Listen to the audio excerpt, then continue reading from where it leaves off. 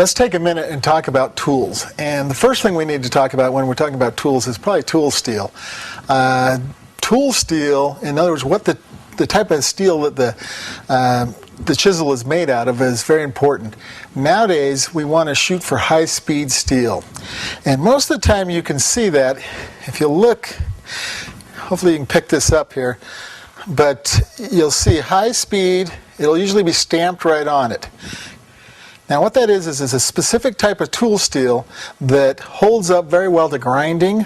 In other words, if you blew, when you grind it, if you blew the edge, it won't lose its temper. That's probably the most important thing.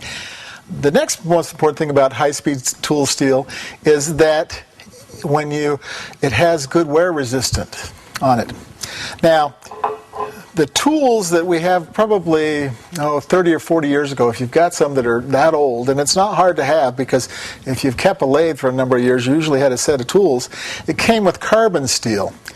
And they had a little bit, the carbon steel is good steel, but the problem with it is as soon as you blew the edge, it will now lose that temper. So when you put it into the piece of wood, it'll go dull very quickly.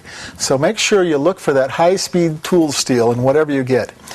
If you usually have bought a tool within the last 20 years, it's most likely high-speed tool steel. Older than that, you got to watch out for them.